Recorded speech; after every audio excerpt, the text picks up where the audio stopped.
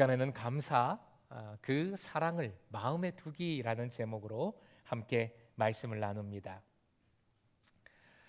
우리는 이 본문의 비유 말씀을 통해 계속 형의 모습을 관찰하고 있습니다. 상고하고 있습니다. 특별히 지난 주일에는 분노의 목적을 살펴보았지요. 이렇게 정리를 했습니다. 화면 보시고 복기를 해보겠습니다. 같이 읽습니다. 시작. 분노의 목적은 관계를 끊고 공동체를 허무는 것이다. 그러기에 우리는 분노에 정말 주의해야 됩니다. 유의해야 됩니다. 사탄의 전략이지요. 사탄에게 틈을 주는 일이지요. 이 시간에는 두 번째로 분노의 원인을 살펴보고자 합니다. 왜 분노하는가? 형은 왜 분노하고 있는가 하는 것인데, 이미 유산 정리가 되었지요. 그런데 동생이 돌아왔습니다. 그리고 아들의 권리를 회복을 받았습니다. 형은 자기 것으로 다 생각했는데, 이 집안의 모든 것이 자기 것이라고 여겼는데, 그 자기 것을 다시 나눠야 하니 손해가 막심합니다. 내 재산을 또 나눠서 동생에게 주어야 하니 화가 나는 것이요. 그것이 형이 분노하는 분노의 원인입니다. 분노하면서 집으로 들어가지 않지요. 관계도 끊고 공동체도 허뭅니다. 분노하는 원인이 물질적인 손해로부터 이루어지고 있음을 봅니다. 화면 보시고 함께 읽겠습니다. 시작. 분노는 물질적 손해가 원인이다. 여기서 형의 정체성을 다시 새롭게 정리하게 됩니다. 형의 정체성, 하나님의 자녀, 아버지의 자녀가 아니라, 사랑받는 자녀가 아니라 스스로 노예라고 여겼어요. 그런데 노예는 노예인데 아버지의 노예가 아니라 물질의 노예였다는 사실을 깨닫게 됩니다. 물질의 노예인 형들이 세상에 넘치니까 세상이 분노로 가득해지고 있습니다. 그리고 신앙 공동체 안에서도 물질의 노예들이 있고, 내 자신이 언제든 물질의 노예가 될 수 있기에 우리는 이 부분에 있어서 정말 깨어 있어야 하는 것이요. 이렇게 중요하기에 예수님은 엄히 말씀하셨습니다. 누가복음 16장 13절 말씀 같이 읽겠습니다. 시작. 한 종이 두 주인을 섬기지 못한다. 그가 한쪽을 미워하고 다른 쪽을 사랑하거나 한쪽을 떠받들고 다른 쪽을 업신여길 것이다. 너희는 하나님과 재물을 함께 섬길 수 없다. 재물, 만몬이라고 표현하셨어요. 만몬은 신입니다. 우상이에요. 결국 재물을 우상으로 섬기는 삶을 우상의 예배자로, 재물의 예배자로 살게 됨을 말씀하신 것이지요. 분노의 원인, 물질에 있음을 살펴봤습니다. 이제 마지막 세 번째로 분노가 원하는 게 있음을 말씀을 통해 깨달을 수 있습니다. 이렇게 정리를 해보지요. 분노는 보상을 원합니다. 같이 읽어볼까요? 시작. 분노는 보상을 원한다. 본문의 말씀으로 확인을 해봅니다. 29절 쉬운 번역으로 같이 읽습니다. 시작. 나는 이렇게 여러 해를 두고 아버지를 섬기고 있고 아버지의 명령을 한 번도 어긴 일이 없는데 나에게는 친구들과 함께 즐기라고 염소 새끼 한 마리도 주신 일이 없습니다. 형은 열심히 일했어요. 아버지의 명령에 100% 순종했습니다. 그런데 형의 이런 성실, 이런 열심은 자원하는 마음이 아니었습니다. 노예로 맹정하는 그런 마음, 그런 태도였죠. 다른 사람을 위한 섬김도 아니었고 하나님을 기쁘시게 하는 일은 더더욱 아니었습니다. 오직 목적은 자기를 위해서, 자기 자신을 위해서 그렇게 한 것이지요. 그런 이기심을 성실한 모습으로, 열심히 하는 모습으로, 즉 두려움의 맹정으로 가리고 있었을 뿐입니다. 그런데 더 이상 가릴 수가 없어요. 너무 화가 나서. 왜? 동생 놈이지요. 동생 놈이 돌아와서 자기의 것을 빼앗아 버렸기 때문에, 자기 것이 손해보기 때문에 더 이상 참을 수가 없이 분노할 수밖에 없는 것이지요. 내가 이렇게 성실히 일하고 있는데 성실히 일한 내게는 더 큰 보상을 해줘야 합니다 라고 강력하게 요구하고 있는 것입니다. 형과 같은 이들은 이렇게 보상을 원합니다. 보상을 원해요. 그런데 우리가 인생을 보아서 잘 압니다. 내 삶을 돌아봐도 잘 알아요. 보상이 내가 원하는 만큼, 내가 원하는 때에 주어지지 않습니다. 언제나 부족하고요, 언제나 기다려야 되고요, 때로는 보상이 아예 없을 때도 있어요. 우리의 인생이 그렇지 않습니까? 그러니 보상에 연연하다 보면 결국 화가 날 수밖에 없죠. 불안하게 되고, 그리고 불만을 품게 되고, 그 불만은 원망으로 번지고, 그 원망은 분노로 터져 나올 수밖에 없습니다. 그렇다면 어떻게 해야 이런 분노에서 벗어날 수 있을까요? 분노가 관계를 끊고 공동체를 허무는 그런 막대한 일을 하는데 어떻게 해야 이런 분노로부터 벗어날 수 있을까요? 형들은 덜 받았다고, 그리고 더 받아야 한다고 분노하고 있습니다. 결국 받는 것이 문제예요. 받는 것이.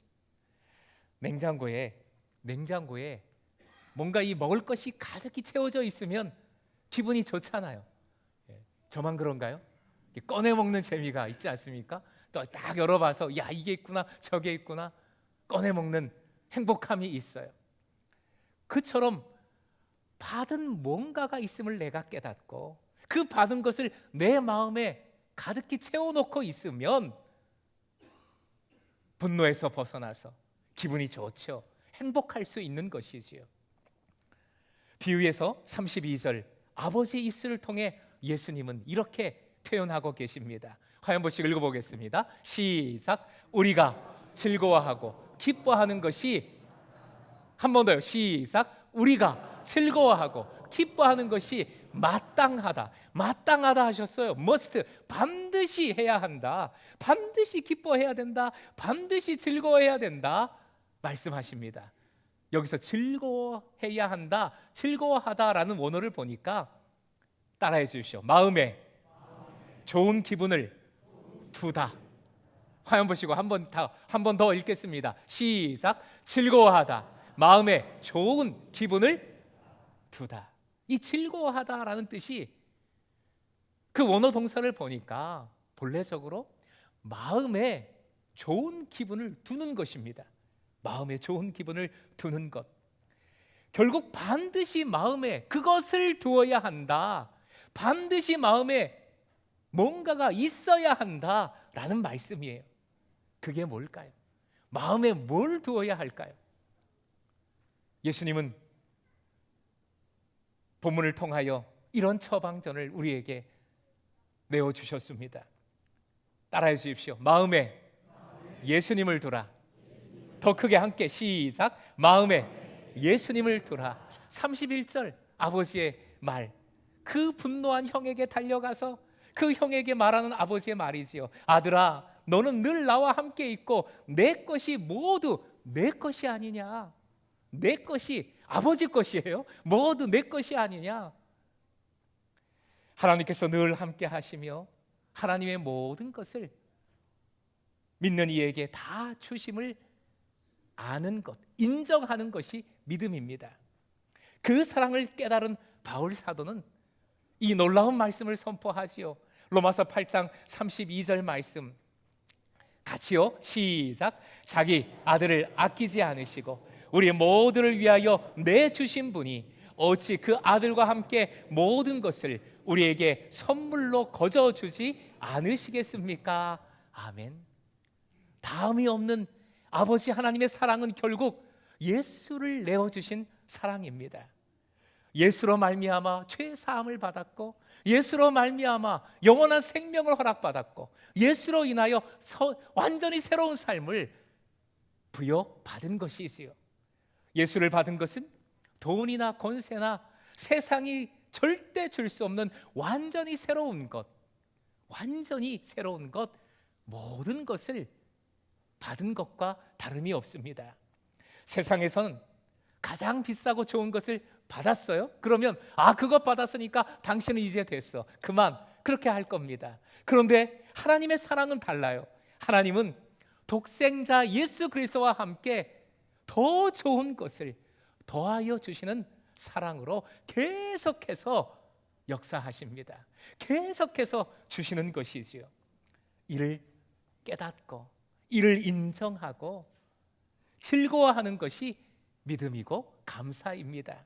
다시 표현하면 모든 것 되시는 예수님을 내 마음에 두고 기뻐하는 것, 즐거워하는 것, 감사하는 것이지요. 그러기에 예수를 받은 것은 예수를 믿는 것이고, 예수를 믿는다는 것은 강조한 표현 그대로 예수님을 마음에 두는 것입니다. 머리로 형식적으로 믿는 것이 아니라 예수님을 마음에 두면 모든 것을 예수님을 통해 바라봅니다. 어디로 가든 무엇을 하든 예수님을 생각하게 됩니다. 예수님 이거 어떠세요? 물어보게 됩니다. 예수님 찾게 됩니다. 예수님과 사귀는 삶, 예수님과 진짜 함께하는 삶, 예수님을 닮아가는 삶을 살아가게 되는 것이지요. 한 주간 특별 새벽기도 시간에 기도에 대한 말씀을 함께 상고했습니다. 기도에 대한 말씀을 정리했어요. 이 시간에 에센스, 엑기스만을 요약해서 말씀을 드리면 기도란 하나님의 사랑에 내가 반응하는 것입니다. 다시요. 하나님의 그 크신 사랑에 나도 사랑으로 반응하는 것이 기도예요. 부모님이 말 못하는 아기들하고 대화를 합니까 안 합니까? 대화를 합니까 안 합니까? 대화를 하잖아요. 우리 저기 잠옷실에 있는 부모님들 보십시오. 아기들 안고 뭐 했니 저랬니 말도 안 되는 말을 했는데 뭐라 그랬다, 얘가 분명히 말했다 그러잖아요. 아기와 대화를 나눠요. 크게 부모님과 아기, 말을 못하는 아기일지라도 그런 교감을, 사랑의 교감을 합니다. 남녀, 연인 사이도 마찬가지지요. 남녀가 사귀면서 한창 사랑이 뜨거울 때에 하루 종일 데이트했어요. 밤에 헤어집니다. 헤어질 때 어떻게 합니까? 자기 먼저 가, 자기가 먼저 가. 너무 오래돼서 뭐 기억도 안 나는 분들도 계시겠고, 지금 이렇게 뜨거운 분들도 있을 수 있어요. 자기가 먼저 가. 아니, 자기가 먼저 가. 또 먼저 가는데 그냥 갑니까? 가다가 어떻게 합니까? 돌아보잖아요. 돌아보고 손 흔들고 잘 가. 이민 가는 줄 알겠어요. 이민 가는 줄 알겠어요. 내일 또 볼 건데. 계속 그런단 말입니다. 그게 사랑의 관계, 사랑의 만남, 사랑의 교감이잖아요. 예수님을 마음에 둔다는 것은 그런 것이지요. 형식적인 것이 아니라, 머리로 믿는 것이 아니라, 여러분의 삶을 보십시오. 믿는다고 하면서 예수님 생각도 안 해요. 쳐다도 안 봐요. 한마디 말도 안 해요. 그럼 믿는 게 아니지요. 주님을 마음에 둔 믿음이 아니지요. 바쁘다고, 분주하다고 매일매일 자기 할 일만 합니다. 믿는다고 하면서 그냥 따로 놀아요. 따로 살아요. 믿는 게 아니지요. 대화해야 됩니다. 그때 주님을 바라봐야 됩니다. 하나님, 저 잠에서 깼어요. 오늘 하루 중요한 일들이 많은데 주님 도와주세요. 저 운전해요. 지켜주세요. 식사 기도도 감사함으로 그렇게 주님과 대화하라고, 일상적인 상황에서 주님과 교감을 나누라고 식사 기도하라 말씀드리는 거예요. 주님, 저 밥 먹어요. 소화 잘 되게 해주세요. 감사드립니다.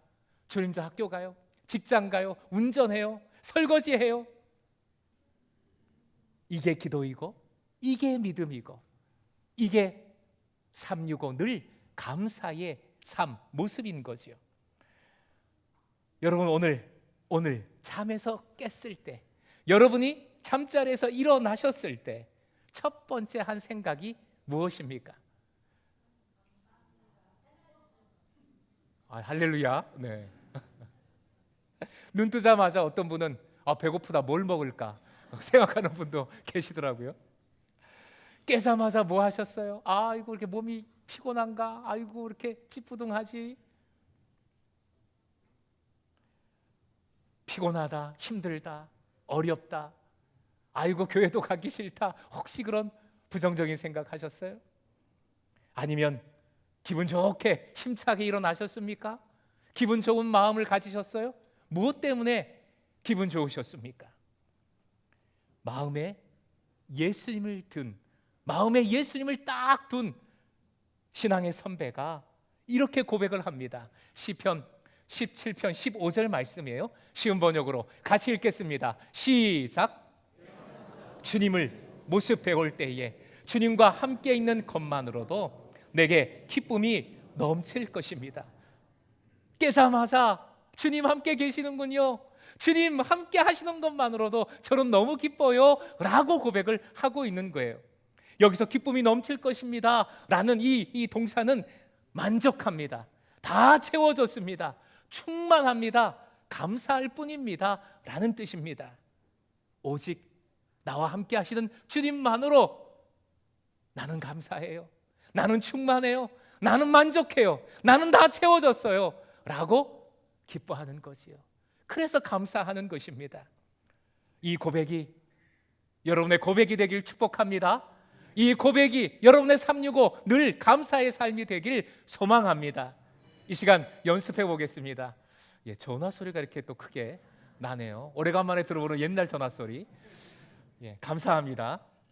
자, 이 고백으로 이제 나의 고백으로 고백을 한번 해보겠습니다. 화면 보시고 같이 힘차게 외쳐보지요. 시작. 예수님으로 만족합니다. 예수님으로 다 채워졌습니다. 예수님으로 충만합니다. 예수님으로 감사할 뿐입니다. 마음에 예수님을 두십시오. 문제가 아니라, 손해가 아니라, 상처가 아니라 예수님을 두십시오.